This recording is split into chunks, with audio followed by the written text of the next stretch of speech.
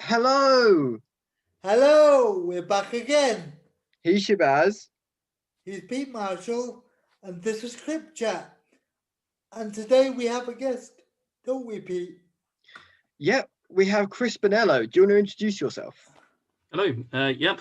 My name's Chris. I'm a special needs tutor. I'm autistic myself. Used to be a primary school teacher. I'm also a writer, a speaker, general autism advocate, and author of the Underdogs series. Can you give us a bit of background how the Underdog series came about? Sorry, how the Underdog series came about? Did you say? Yeah. Okay. Well, it's curious. I suppose I better start by telling you what Underdogs actually is. So, Underdogs is a neurodiverse dystopia series, which is a sentence I think we need to hear more of. It really, neurodiverse dystopia series. It's also about awesome, just for the record. Sorry. It's also awesome, just for the record. Oh, thank you. Sorry, But it's about a near future war where the whole of Britain has been imprisoned in these gigantic walled citadels, and they're under the watchful eye of millions of cloned soldiers. And the only people left free in the abandoned countryside to fight back and free them are 12 trained people, untrained in the military sense, and 8 of them are teenagers who escaped an attack on their special school. So you've got autistic heroes, dyslexic heroes, you've got heroes of ADHD, anxiety, Down syndrome, and they're the ones who are left to fight back to try and free the rest of the population. Ironically, trying to free the people who put them at the bottom of the social food chain. And yeah, it was quite cathartic to write. It's been surprisingly well received by the disability community, and also the sequel got a positive review in The Guardian a couple of weeks ago, which I absolutely did not see coming, but I'm very glad that it's ended up that way. So yeah, 2 books are out so far. There's discussions about the third, and it's probably about time that I answer your actual question about how it came around.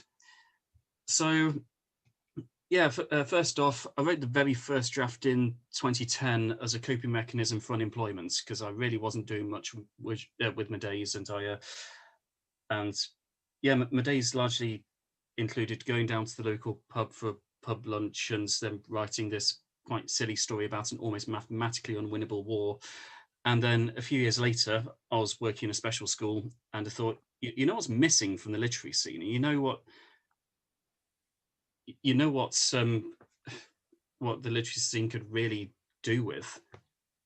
Let's write an action story with actual heroes from a special school. So I rewrote it completely, made it completely neurodiverse, and yeah, the majority of the characters in the next draft came from a special school, and I think that's probably the reason why it's been so well received, because I think the general consensus about Underdogs is that the main strength of it is the characters, and well, in other people's words, how awesome they are. Yeah.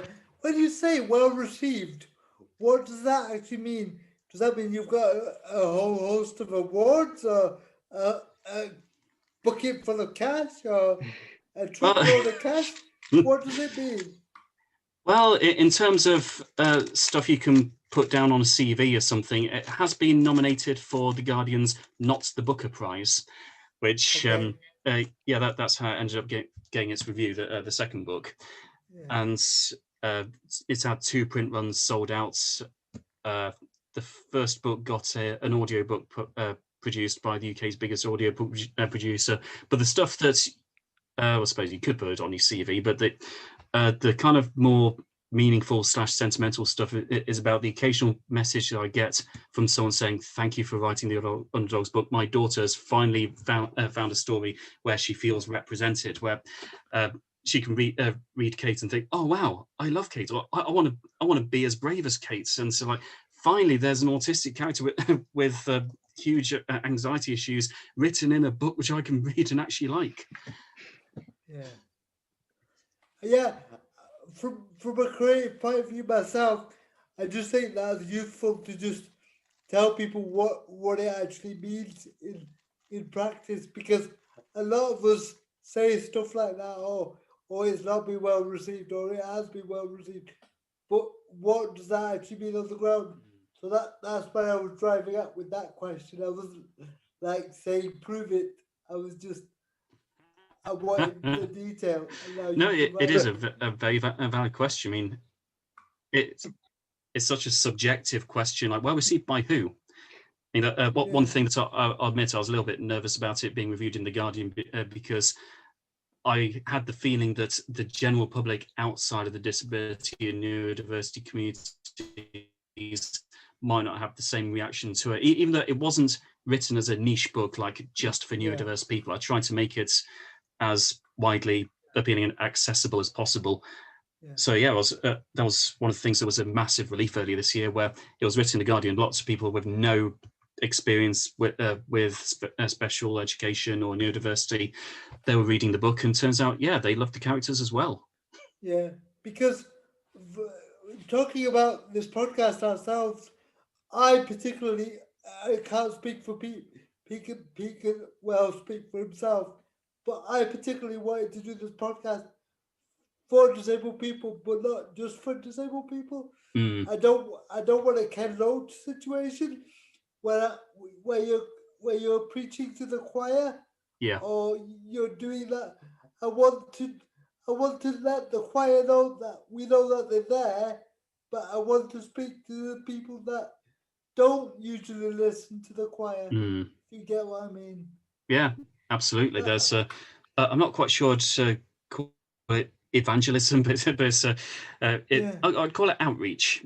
It's yeah, making other people, well, first off, aware of what's actually going, what our perspectives are as autistic slash neurodiverse slash disabled people, yeah, and yeah, that there's a place for both. There's talking, there's dialogue within our respective communities in order to help and support each other, but there's got to be something beyond that, where you're actually letting other people in on what our support needs actually are and what our strengths yeah. actually are, and so on.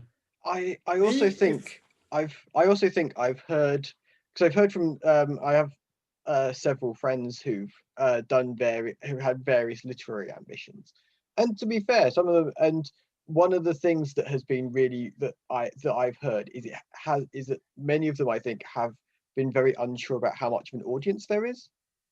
Mm, And so I think that, for example, the two sold out runs, I think is a really good sign that they'll go, you can actually make money out of this.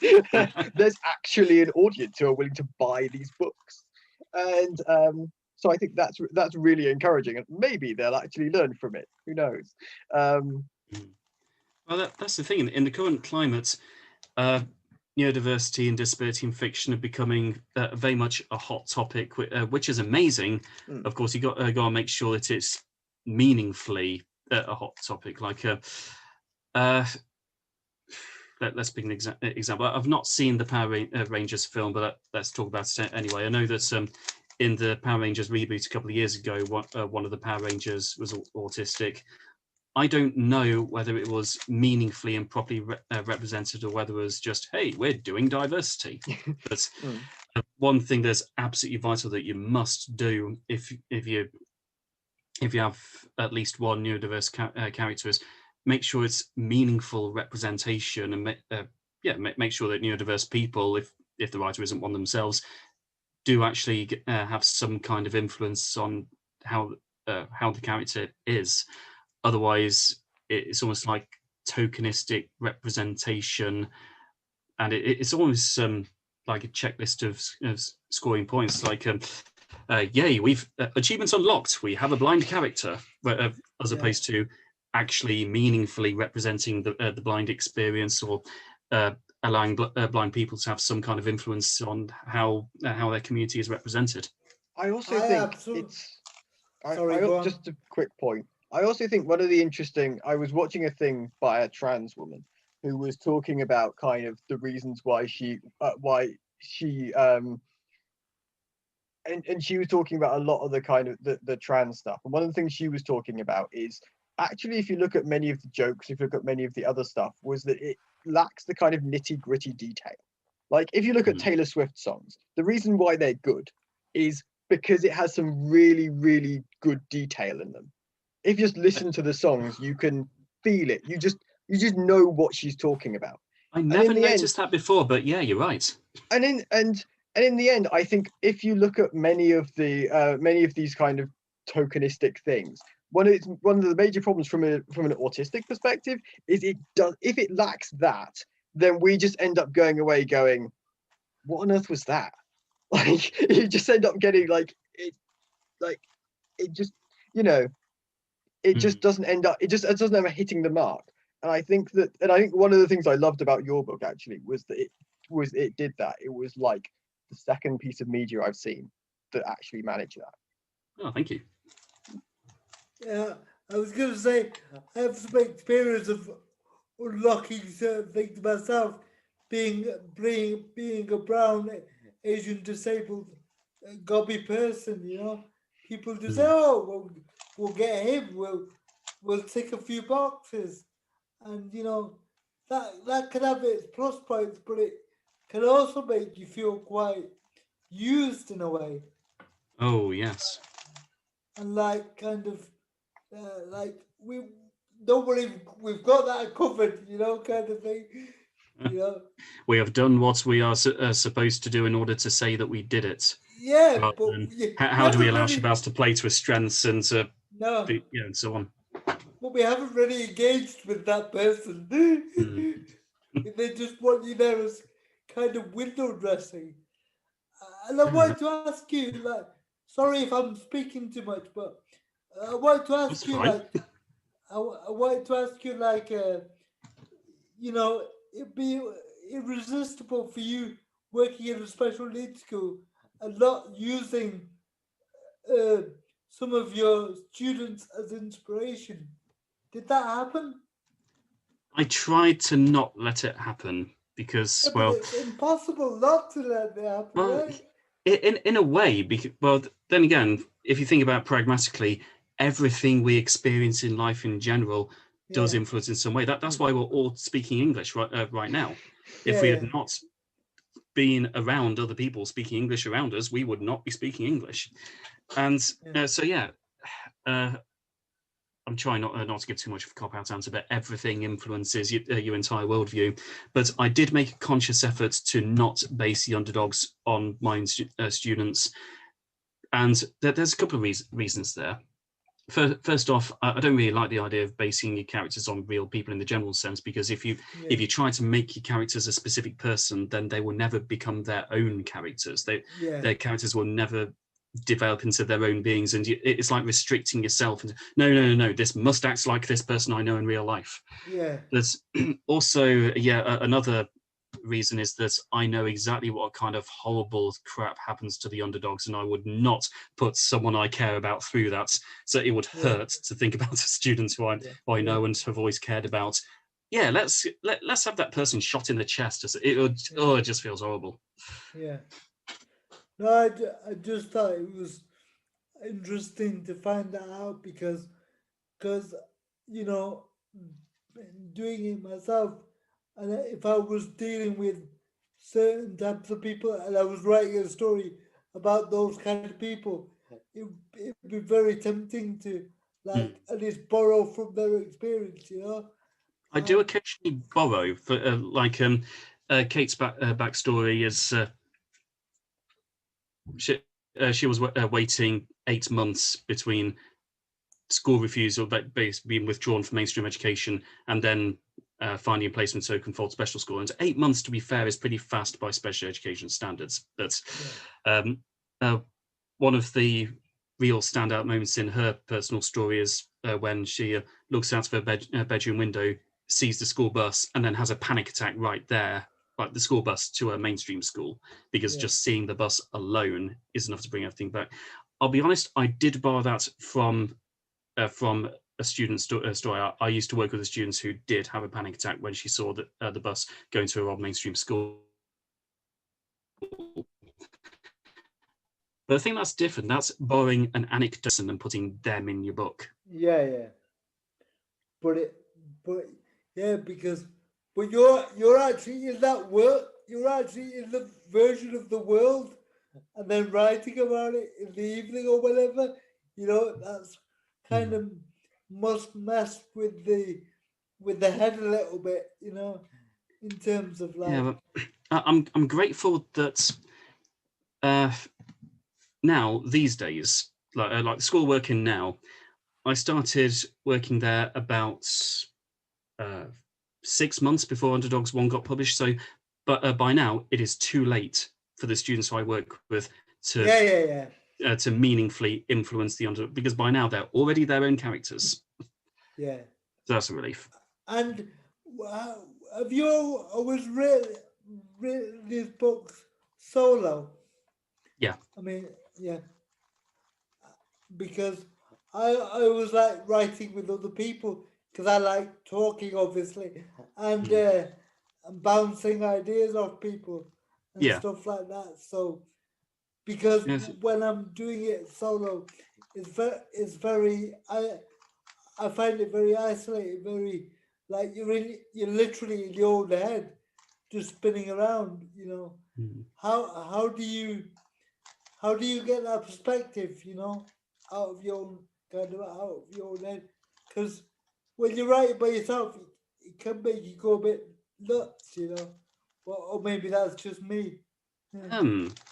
I'm not sure. I think that I've got this right. Is most of your creative writing in like TV and film screenplays and so on? Yeah. Yeah. Correct me if my understanding is wrong, but aren't a lot of TV shows and films generally written by multiple people? Are they mainly collaborative efforts anyway? Yeah, they are, but once you get commissioned, they are not when Oh, you're okay. not when you're doing them, not when you're starting out and doing it yourself. You know. Yeah. So I think because if once it's commissioned, you have a whole writing room and all that kind of thing. So there's a whole team of people working on a theme or whatever. You know. I think for me, writing something solo is, well, it's easier for me because I get the Underdogs universe and other people would not necessarily.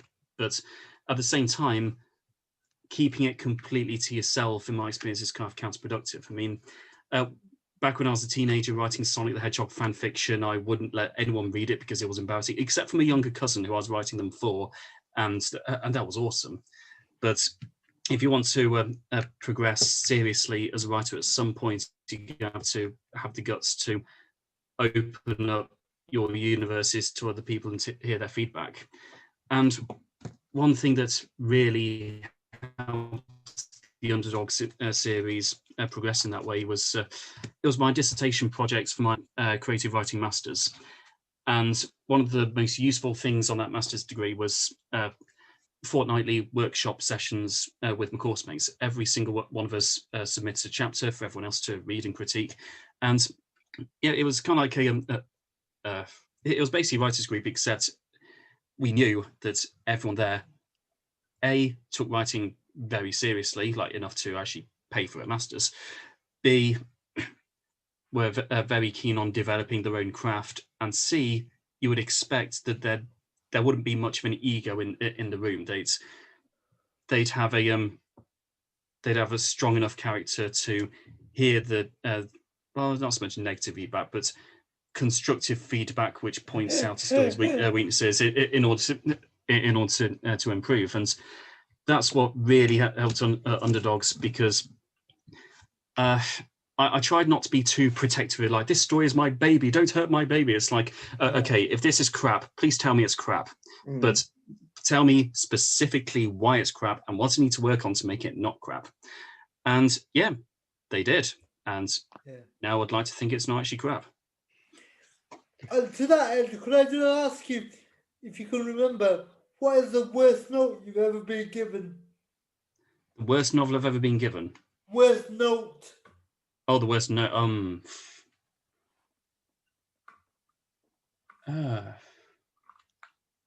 I'm struggling to remember, to be honest, but I do remember. I do remember one that was. It was bad, but it was useful bad. I had a course mate who was also autistic, and he had the very refreshing bluntness many autistic people, but in a very constructive, well-meaning way. So in the opening chapter of Underdogs, trying to keep it short, you get introduced to the characters. They're out approaching a mission, and then a complete stranger ends up running through the abandoned countryside, and they think, wait, what? There's not supposed to be anyone out here. Who is she, and why is that assassin chasing her? And they say they rescue her from the assassin. She ends up stabbing the assassin to death herself. And then anyway, in the second chapter, they're back at Spitfire's Rise, like back at home, and this mystery person wakes up, and they try talking to her and reassuring her, and she gets a tour of the house and so on. And the advice I got about it was, well, the thing is, Chris, chapter 1, battle between the underdogs, an assassin, and a mystery person thrown in. Chapter 2, woman gets out of bed.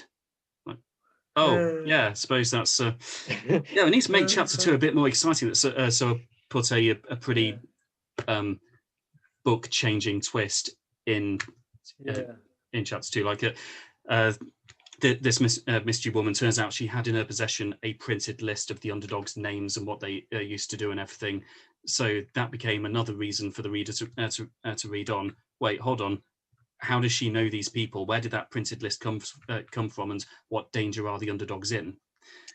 I thought it was that rule number 1 of writing: give the reader a reason to keep carrying on. Yeah. Could I? You were talking about fantasy and its role in neurodiversity and autism. Before we start recording, yeah. Yes. Do you want to talk about that? Okay. Yeah, we were having a discussion before we started recording about why creative writing often means so much to autistic people, and there's. I think the biggest reason for that is when you're autistic, part of the autistic life experience, unfortunately, is very often you don't feel like you're in control of your surroundings. It's like everyone else is making the decisions. Non-autistic society has decided how society should work. Non-autistic, by and large, educators have decided how schools should work and so on. And humans in general have this need for control of their surroundings, autonomy, and so on. But if you're autistic, it's like you kind of have to fight for it. You don't naturally have it in many cases. So, and whether it's people like me who, like I said, the first draft of Underdogs was a coping strategy for unemployment, because I couldn't control whether or not I could get a job, because I was fighting a recruitment system that, again, was built without autistic people in mind. Or whether it's a student that I used to work with who came up with her own series of books, which I don't think she was ever planning to publish them. Well, to be fair, I wasn't originally planning to publish Underdogs. It was just for me. But yeah, I think the biggest reason that the two of us and lots of other autistic people wrote our stories is because in writing those stories, we're making a universe where we get to make the decisions. We get to have the control. We get to decide what the characters do. We get to decide what the rules are. And in a universe where we have precious little control over how society works, and sadly, in many cases, less control of our own destiny, so to speak, as dare I say, non-autistic people do by comparison. I don't want to say naive, because there's a lot more than autism or disability as factors which can limit people. But unfortunately, it is an unfortunately common thing with autistic people. So by writing, you get a precious space in the universe where you do get 100% of the control. And for those who don't have much control in their day-to-day lives about their circumstances, that can be absolutely priceless. Yeah, I agree, but like I would say that I don't think those feelings are exclusive to just autistic people. Oh yeah, I agree. I think there may be a different kind of high level of it, or some kind of different experience, but they are kind of kind of not universal, but almost universal experiences. Yeah, Belong I to. actually get a surprisingly common bit of feedback that I get when I'm, for example, delivering speaking engagements or writing articles. Let's take the example of coping with anxiety and so on. If I write an article for autistic people about how to handle anxiety, a lot of the comments I get will be, well, this isn't just good for autistic people, it's good for people in general. And well, okay, the sarcastic answer might be, well, yes, because autistic people are human. And if this is good for humans, it's good for autistic humans. But also, it's because there's a lot more common ground between autistic people and non-autistic people than we often give ourselves credit for. We focus so much on the differences rather than similarities, and there are good reasons for that and understandable reasons for that. But what to say to these people who say this isn't just good for autistic people, it's good for people in general, or just as commonly, well, anxiety isn't just an autistic problem. There are non-autistic people who have anxiety, or struggling with school isn't just an autistic issue. It's there are non-autistic people who struggle with school. I say, well, yes, that may be true, but the issue is amplified with autistic people. Yes, non-autistic people can have depression, anxiety. I think a quarter of the population do. But I think last time I checked the stats, it's 85% of autistic people. So even though, yes, these issues are, if not universal, they're near universal, it is certainly amplified when it comes to specific communities. Yeah, that definitely is the case. And you've mentioned a couple of times today about public speaking. Oh, yeah. How do you get on with that, really? What effect does it have on your psyche, that? Okay, so I used to be terrified of public speaking, and it reaches back to a reading in church that I did when I was 12, which I believed went badly. And actually, to this day, I don't know whether it actually went badly or not. I just believed it went badly, regardless of whether or not it did. I literally don't know. I've only got my own perspective to go on. There's a story there. Oh yeah. There's a book right there. Yeah, and then after that, a fair while after that, I became a primary school teacher and ended up essentially public speaking 5 days a week in front of classes of children. And what I say when I'm delivering talks about anxiety, for example, is I didn't get from one of those stages to the other by ignoring opportunities to face my fears. And yeah, that's basically what I've done. In my experience, the first time you do something you're afraid of, like public speaking, like in my case, you're 100% afraid of it. The second time you do it, you're about 70% afraid of it. The third time you do it, you're about 50% afraid of it, until eventually, I've done 86 speaking engagements over the last 5.5 years.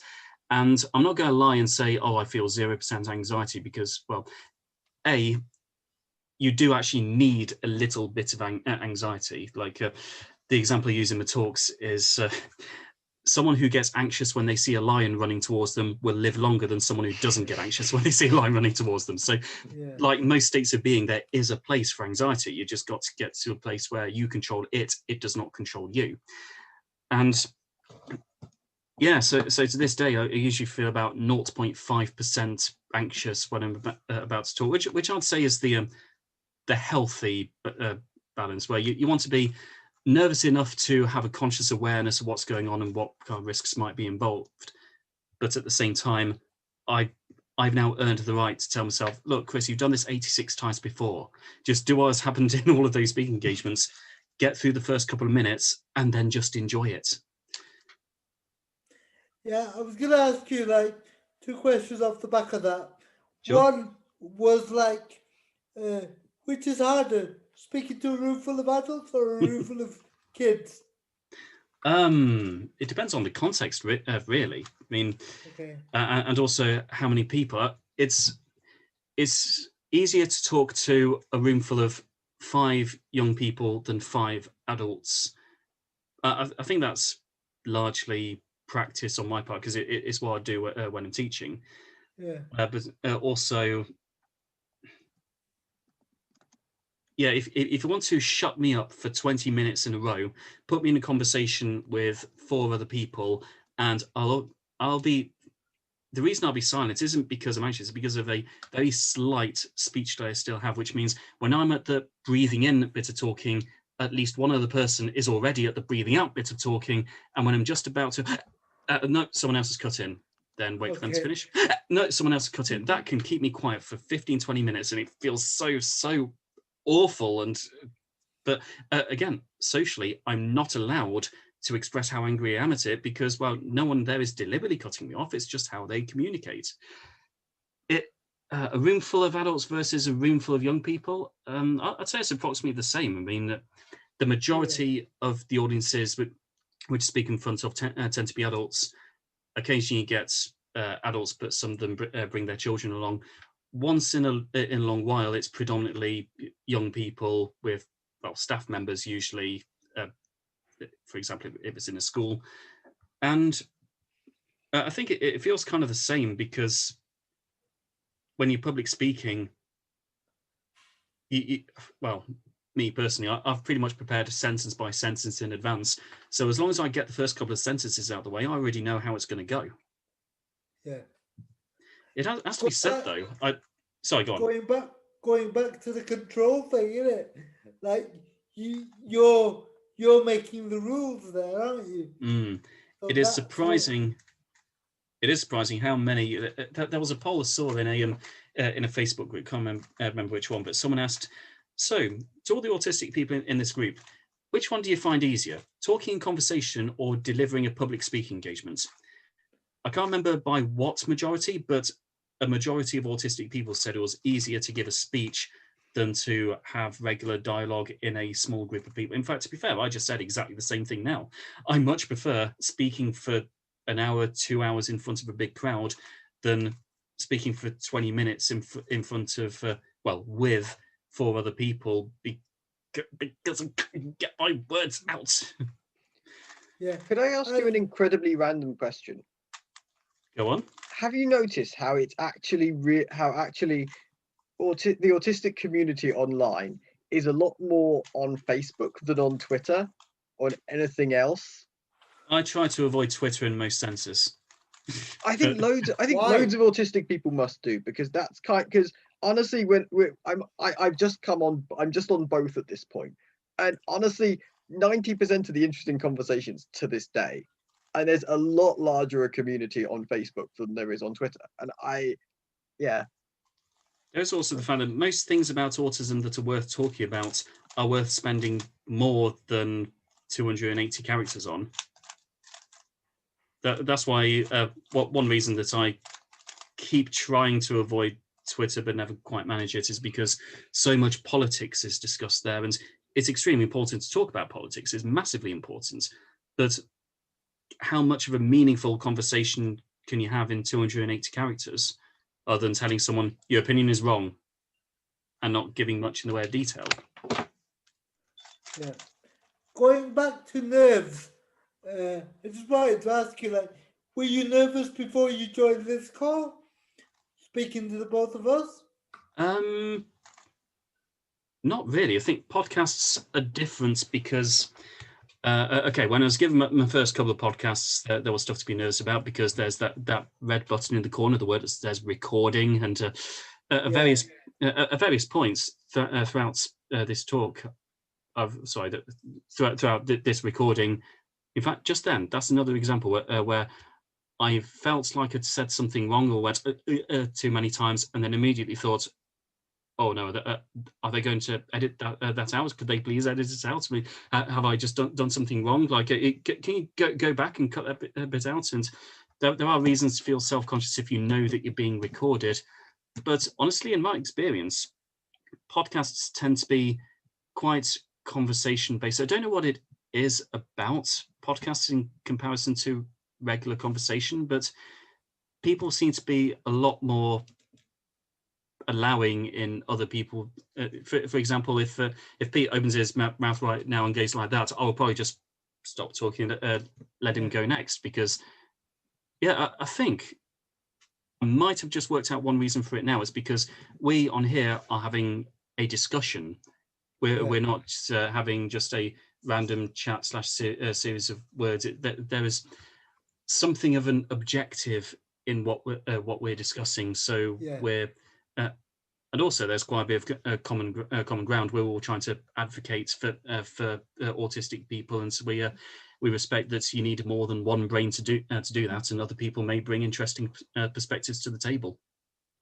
I mean, could I bring us to the next point that we're going to talk about, because you work in a special needs school, and there has been, and from what I can see, most of the discussions around special needs and coronavirus.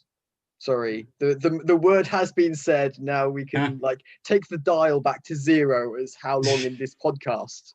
It never gets much beyond about an hour. Anyway, but yeah, what has been your experience in terms of the impact of coronavirus on kind of your timetable, on the children you work with, on the family units that they are part of? Quite varied.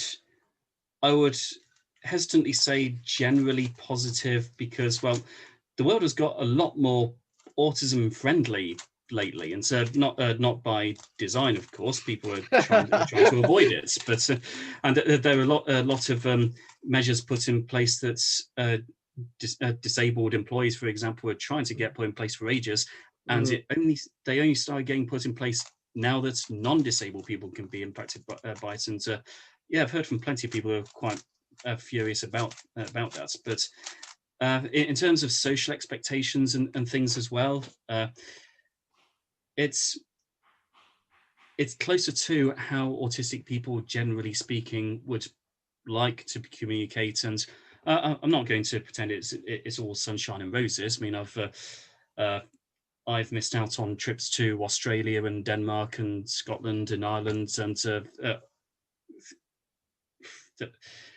I missed out on seeing students for 6 months, and also, oh, by the way, 1 million people are dead from it. So let's not pretend that it's the greatest thing ever to happen to autistic people. At the same time, there are things which I'm really hoping will stick around after things, air quotes, get back to normal, because there are things which we have now discovered as a society that we can do. If we want it enough, we can do it. Anyway, so in September, when the students came back, I found that, with a couple of exceptions, most of them had just been fine during lockdown, because the pressure was off. Of course, the students at that school for a reason, and also a lot of them have had things done to them by mainstream society. So being away from mainstream society is for them not really been much of a bad thing. And that's the case for a lot of autistic people, just generally everywhere. But there was an interesting mix. There were a couple of students who still felt really anxious about returning. There were others who were really grateful to return. I was extremely grateful to return because I had missed them. But the school was very good in maintaining contact with the families. Like that, I was delivering wellbeing calls with some of the students, and just talking on the phone for an hour about how they're doing and so on. And so yeah. Oh yeah, that's it's a bit of a side topic, but I'll say it anyway. For me, that was just kind of normal. Like, senior staff were contacting the families of each student, and each student had wellbeing calls from a member of staff who they trusted and were professionally close to. And then I bump into someone, well, not literally from 2 meters apart, but I bump into whether it's a child who I knew from my youth group, or friends of mine who I knew to have school-age children. And I'd say, well, how's things in terms of your child in school? And the most common response I got was, "Oh, we've not heard from the school since March." Like, what? They've not checked that? They've not checked he's still alive? And I'm thinking, and I know that the counter argument is probably, well, they focused on the vulnerable students within that school, like for example, those involved with social services, those who you don't really want to leave alone for 6 months, and But my counter argument to that is, well, there's more people who work at your school than work at mine. Are you really suggesting that you can't give one phone call in 3 months to a family just to check that the kids are doing okay? And so, like, seriously, why can't you do that? Yeah, that's amazing. But that raises another question where I'm thinking, well, not a question, more of a statement, really. It's like there's a lot of assumptions made that they must be looking after the most vulnerable. But what if they're not even doing that? What if they're just not doing anything? I don't know. Yeah, I literally have no idea whether the vulnerable students in mainstream schools. But I'd like to hope that they were, because leaving moral obligations outside of it for a second, schools do have safeguarding duties. Yeah. So you'd think that legally they would have to do that. But again, the even if you're doing everything right for the vulnerable students in your school, in your mainstream school, what is stopping you from also providing something for the students which are not vulnerable, but like all students could potentially become vulnerable? Yeah. I mean, the neurotypical, high-attaining 9-year-old child who is always smiling at school, who comes from a family that has very close contact with the school and lovely people and all the rest of it. But basically, the poster child for doing well. Even that child can become extremely vulnerable if mum catches coronavirus and dies. Yeah. So, yeah, heaven forbid we end up closing the schools again. I'd like to hope that it'll be different this time round, and that all children will, at least to some extent, have some kind of communication, rather than just have it taken for granted that, oh, they must be doing fine.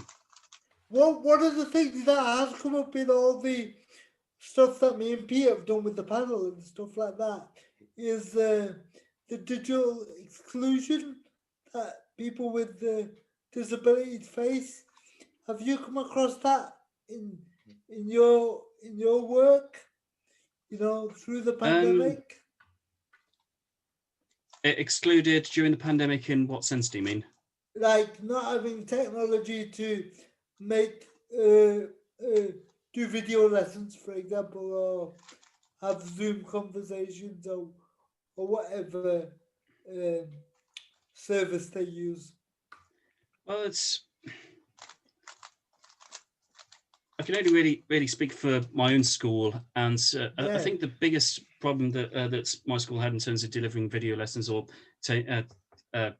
knowing how to deliver the curriculum was because we didn't know what we would be allowed to do in 3 weeks' time.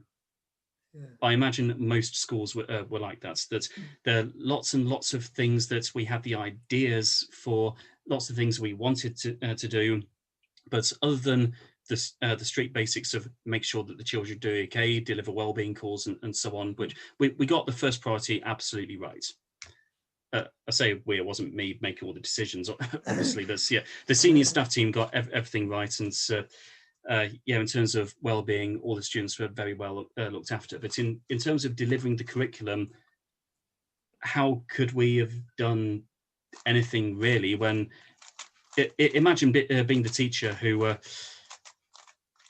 plans an entire curriculum for online learning, and then June the 1st comes along and the government says, right, that's it, everyone back to school. Or imagine being the teacher who prepares for, okay, the government has kind of implied that everyone's going back to school in June, so I'm going to prepare all these physical resources and so on. And then June 1st comes along and Prime Minister says, right, no, actually, everyone has to do online learning. I mean, you can prepare as well as you are allowed to prepare, but with the best will in the world, the best thing you can do is what we really should have been doing throughout the pandemic, making sure that people's well-being comes first. And one thing, and it's a bit of a diversion from the topic, but I don't care, I'm saying it anyway.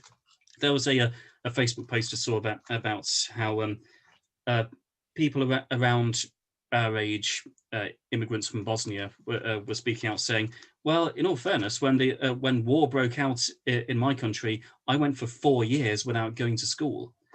And I ended up getting a job and having a happy life and everything anyway. So what they weren't saying is school doesn't matter. They were not saying that school doesn't matter. What Yeah. they're saying was don't place too much value on whether your child who was on course for a level 4A in English at the end of year 6 might get a 4B or a 4C.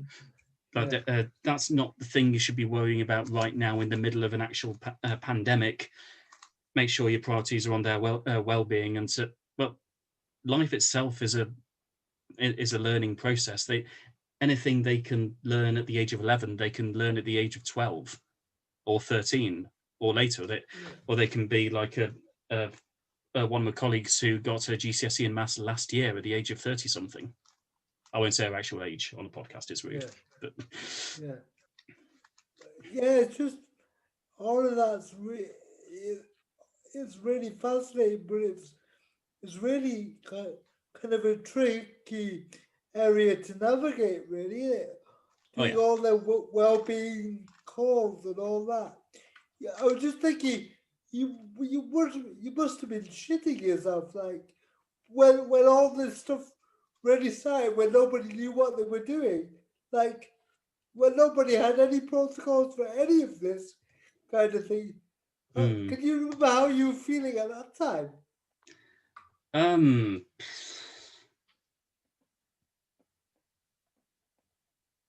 I think I'm pushing the memory of it to the back of my head, consciously or subconsciously. But yeah, I was cautiously worried, but trying to keep a level head about it. And when my trip to Australia got cancelled and my trip to Denmark got cancelled, and all these other things, I still kept a level head about it, because yes, emotionally it's disappointing not to do another international speaking engagement in Australia, but common sense is saying, well, how many lives would you want to put at risk in order for you to have another trip to Australia? I mean, can you not be sensible and measured about it and think, well, let's get the main priority over with first, and then you can go back on your adventures. It was one of the most bizarre days of my life, when basically when I had like loads of things and meetings and blah blah blah, and like in the space of like 24 hours, like almost like my schedule just emptied. Just like it was just like I spent months making it, like putting all this stuff together, and then just like we had to close the school with 3 days notice. We were told on Tuesday, right, that's it, all schools break up on Friday, and by Friday we said goodbye to the students, and well, that was it until September. At the very least, because the age range of our school is all the way up to 18 in theory, we weren't like a primary school who had 3 days to put together a final goodbye festival for their year sixes. A socially distanced goodbye festival for the year sixes who had spent all of the year so far preparing for their SATs tests. Oh, bloody hell, SATs tests. But with the promise that, don't worry, once you reach the other side of May and your SATs tests are over, it's going to be fun for the rest of your primary school days. Suddenly, they got 3 days to think, oh, well, what do we do? Bye. I don't envy any year 6 primary school teacher who had that to deal with, both in terms of planning and emotionally as well, and on behalf of dealing with the emotions of 30-ish 11-year-olds as well, who are also disappointed. It must have been a rather dreadful time. I have to say, I still have serious trauma from my year 6. So honestly, like I have difficulty empathizing with anyone around that. But having said that, I could broadly get from an academic perspective that they must have had a difficult time. But I don't hate primary education.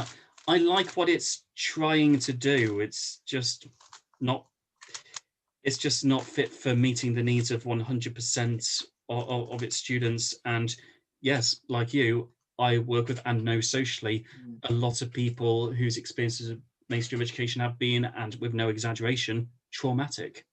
In defense of year 6, just for the record, it was one very specific teacher who was just absolutely horrendous. as apart from like, I actually had good teachers in primary school as well. So it's theoretically possible that year 6 might actually have not been so horrendous, but that's not what happened. So anyway, sorry. Which to me hammers home the point of how influential teachers are, and it sounds really obvious, and it sounds like such a cliche saying teachers shape lives. They have direct impacts on the well-being of young people. I mean, yes, it's obvious, but if you want it to be, if you want to see living examples of that, show someone the difference between a child who had a teacher who truly believed in them, and who was really trying to not just put knowledge in their heads but build them up as a person, as a whole character, and someone who just had a teacher who wanted the class to shut up so they can talk. I mean, if you insist on having numbers on this, then one of the most amazing things is if you look at American teaching, because actually, like, if you look at, because there's actual numbers, charts you can look at that talk about how much teachers get paid, and the difference in students' grades is actually quite amazing. Oh. If you pay teachers really badly, and basically they end up having to do second jobs, they end up not putting in the effort, and they end up just having to like raise funds from other places. And if they're spending like a third of their time trying to raise funds as apart from actually teaching the students, I'm wondering whether, and again, I've got no empirical evidence for this, but I'm wondering whether there's also something in there about a lot of teachers buy supplies for the school out of their own pocket. Like, I'm just about to deliver 6 copies of Underdogs to a teacher who wants a class to have 1 copy of Underdogs each, but the school can't afford it, so she is paying personally for 6 copies of Underdogs, 5 of which are going to her students.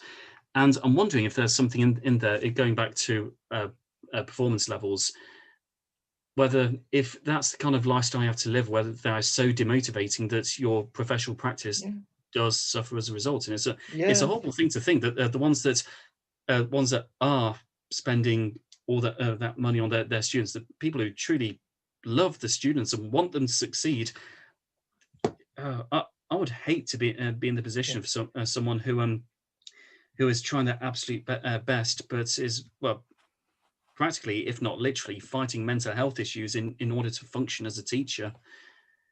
I mean, there's also the more dense topics of like, if you imagine, like, if you're a highly qualified teacher and you're having to pay back student loans, and you've got a very poorly paid job, realistically that's not a viable option. You have to like look for a more highly paid job, and if that's not in that profession, that's life. And also, like, if you're even talking about kind of moderate teachers who are kind of thinking, well, I like teaching, but actually, like, I would also like to have a well-paid job, and I'm qualified for that well-paid job.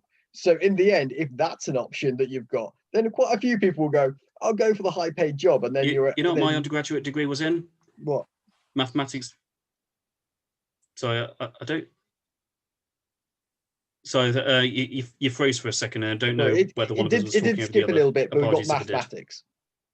But carry on. You're back now, I think. Yeah. Okay, right.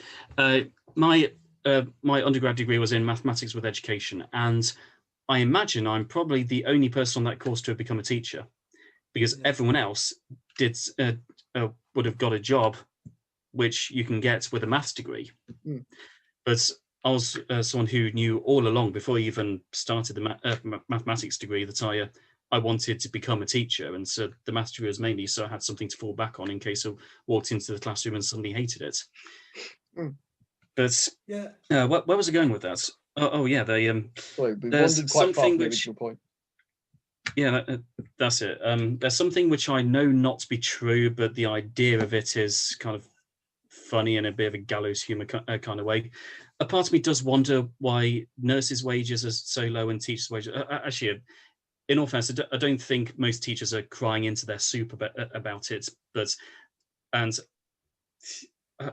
I don't know. I mean, talk to more people than just me. But I think the general consensus is that regardless of how much nurses and teachers are being paid, they're not being paid enough. They're not being paid the amount that matches what they deserve. But I wonder if the reason for that, the reason for keeping teachers and nurses' wages so low, is just to make absolutely sure that no one will go into those jobs just for the money. Yeah, That, maybe that. yeah, let's pay them so little that they really have to want to be a teacher or a nurse before going into those careers. Yeah, just before we close, I just wanted to ask you one final question before we end the recording. Was what, now that the series is nearly finished, the Underdog series, what's next for you, if anything, literally, like, you know, like in a novel sense? Okay. So the next 2 years are going to be focused on bringing out Underdogs 3 and Underdogs 4. Yeah. So I may be answering this question 2 years too early, but I do have a couple of ideas already. There's All right. one idea that I'm toying with is a prequel anthology series where it's basically 14 short stories where each of the underdogs plus one of the villains gets a short story. I've actually written 3 of those short stories already. There's Ewan, the main character, having his first day at special school and dealing with the anxiety of starting at a new school, even though it's one that has his needs in mind. And that goes interesting enough to write a short story about. There's one from Jack being my favorite character. That's a much darker story. It's the story about how on the day where he fails in his first suicide attempt is the evening where he gets back from the hospital and has to talk to his dad about it. Like he and his dad just live alone. It's like, about that. And but amazingly, it turned out to be a much more uplifting story than I predicted, simply because of how it ends and the direction it goes in. And I can spoil it because it's a short story. He basically finishes by thinking, well, you know what? There's not really that much you've got to lose, so I might as well do something useful. So he just goes to his dad and says, I am never going back to Ridgemore Secondary School, ever. But you can't do that. Yes, I can. I am never going back to that school, ever. I mean, what else are you going to do? Because, well, because the very logical mind of Jack Hopper is thinking, well, I almost died today, so there's literally nothing in the world that can happen that is as bad as that. So I might as well just try this and see what happens. And that is that gets him into Oakenfold. The fact that he stands up for himself at long last and then gets in. It's a very uplifting message, that, really, I suppose. Yeah, which you wouldn't expect from a story that essentially starts with a failed suicide attempt, and it's far darker than the actual novels are, and that is saying something.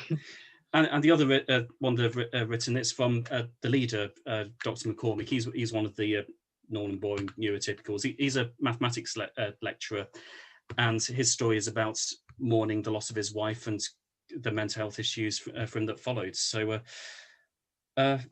the long-term plan, this is a very long answer to your question, of course, but I'm just kind of geeking out about my own series. I'd like to think that once I've finished all 4 novels, that each of the 14 main characters will have a short story like that that reveals an important moment in their own lives. And whether it's something really big, like Ewan's first day at school, whether it's something small, like Simon, the lad with Down syndrome and selective mutism, at a Christmas dinner where no one is talking to him. And I'm still kind of planning that one, but I'd like him to have some kind of outburst at the end. There's a ton of ideas that haven't. If by the end of the Underdog series it is popular enough, or there's enough of a demand for there to be a short story anthology at the start, I'd like to do that. Beyond that, there is a story I wrote about an orphan 12-year-old boy who gets sucked into gangs, and basically he does some very horrible work for gangs in exchange for their shelter. He's basically being manipulated, and this 12-year-old lad wants to escape, but also is afraid of escaping. And so there's a detective who was trying to reach out to him, and it's the story of a lad who wants to be saved, but also doesn't want to be saved. And it is one of my favorite stories I've ever written, but it contains no autistic people at all. So that's going to be an interesting one. Well, given that I know that it's one of my better pieces of work, except, yeah, there's a poet who I once had a chat with, a very successful poet, and he really tried to get into children's fiction, but his publisher kept saying, "No, we're not going to do that. You're known as a poet, so stick to what you're known for." When you'd probably make a really good children's writer. So I'm wondering, and also on a practical note, how many people would buy something written by me if it contained no neurodiversity? So that's something that I've got a few years to worry about, but it is something that in an ideal world, I would love to go further with that story because it was something I was really proud of. It does sound really interesting. I mean, it's a case of problem of finding your audience, really, and finding out where they hang out and how you. And I would say, don't limit yourself. Yeah, it's well, I could spend I probably will spend years thinking about it, because the thing that makes people like the Underdogs series so much, from what I've told, is the characters being awesome, like other people's words, not mine, and also the importance of representation. And yeah, Dead Boy Running, the other story I was telling you about, that was one of those things. I do love the characters, but there's nothing in the way of a social movement in there. There's no mass representation of an underrepresented group. It's just a fun. Well, actually, it's not fun. It's really horrible, but it's so good in my opinion. Maybe, although I think, just to point out that I think in many ways there's an interesting conversation about whether care homes and that entire discussion could be fit into that story. Oh, possibly, yeah. Sorry, I shouldn't give advice. Podcast, you're. And on that note, but yeah. And on that bombshell, should we end there? Yeah, okay. Yes, thank you very much for coming. Thanks for inviting me. Your book's awesome. I've read. Oh, thank you. I've read them. So yeah. Goodbye. Thank you for coming on. It's been very interesting. Bye bye. See ya. Yeah.